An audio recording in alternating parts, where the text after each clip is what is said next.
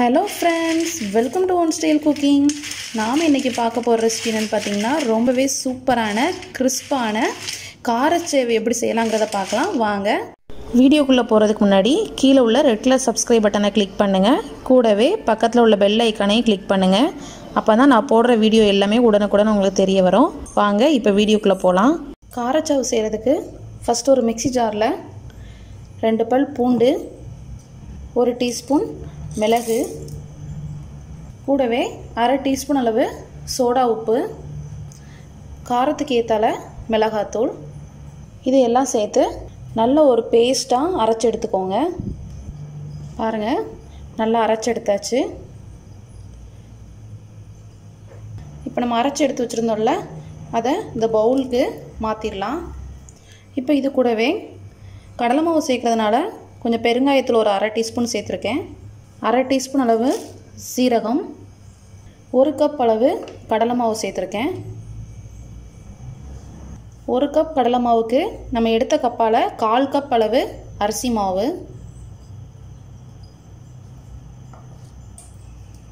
இது கூடவே நம்ம காரச்சாவுக்கு தேவையான அளவு உப்பு சேர்த்துக்கலாம். இப்போ இதெல்லாம் சேர்த்து நல்லா மிக்ஸ் பண்ணிக்கோங்க. முதல்ல தண்ணி ஊற்றி பிசையாமல் இதை நல்லா மிக்ஸ் பண்ணிக்கணும். எல்லாம் ஒன்றா கலந்து வர மாதிரி. இப்போ கொஞ்சம் கொஞ்சம் தண்ணி சேர்த்துக்கலாம்.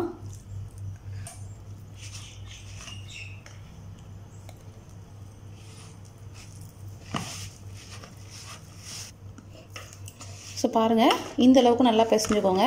சப்பாத்தி மாவு பதத்தை விட கொஞ்சம் இலக்கமாக இருக்கணும். ஸோ அப்போ தான் நம்மளுக்கு சேவு போடுறதுக்கு நல்லா பதம் கரெக்டாக வரும்.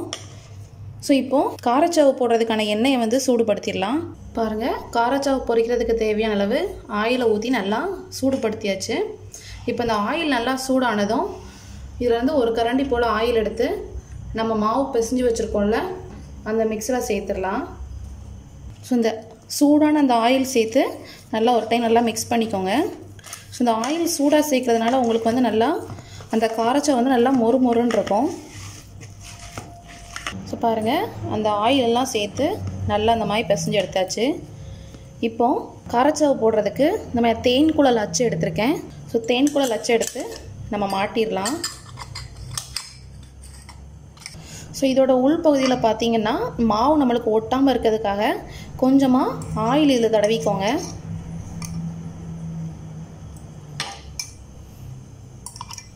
ஆயில் தடவுனிங்கன்னா உங்களுக்கு கொஞ்சம் மாவு ஒட்டாமல் இருக்கும். இப்போ நம்ம பிசைஞ்ச மாவை இது உள்ளே வச்சிடலாம். இப்போது மாவு வச்சாச்சு. இப்போ நம்ம இந்த ஆயிலில் சூடாக காரச்சாவை போட்டு எடுத்துடலாம். இப்போ ஆயில் நல்லா சூடானதும் அடுப்பை மீடியம் ஃப்ளேமில் வச்சுக்கோங்க. நம்ம காரச்சாவை புழிஞ்சு எடுத்துடலாம்.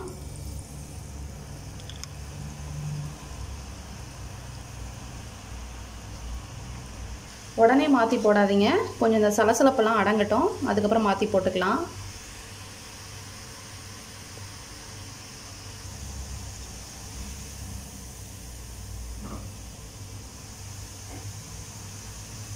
இந்த மிளகு பூண்டெல்லாம் சேர்த்துருக்கிறதுனால உங்களுக்கு இந்த காரச்சாவு பார்த்திங்கன்னா அவ்வளோ சூப்பராக மணமாக இருக்கும்.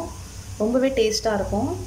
இதோட சலசலப்பு சவுண்ட் அடங்கணும். அது வரைக்கும் நல்லா ஃப்ரை பண்ணி எடுத்துக்கலாம். பாருங்கள் சலசலப்பு எல்லாம் அடங்கிடுச்சு. இந்த டைமில் எடுத்துடலாம். ஸோ இது நல்லா ஆறட்டும். ஆறுனதுக்கப்புறம் நம்ம தனித்தனியாக நொறுக்கி விட்டுடலாம். ஸோ பாருங்கள் இப்போ நம்ம காரச்சவெல்லாம் போட்டு எடுத்தாச்சு. இப்போ அதை நல்லா ஆறிடுச்சு. இப்போ அதை நம்ம தனித்தனியாக பிடிச்சி எடுத்துடலாம்.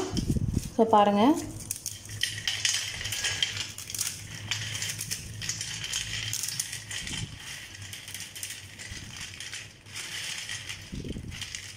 உங்களோட சவுண்டு கேட்டாலே தெரியும் எந்த அளவுக்கு கிறிஸ்பியாக இருக்குன்னு.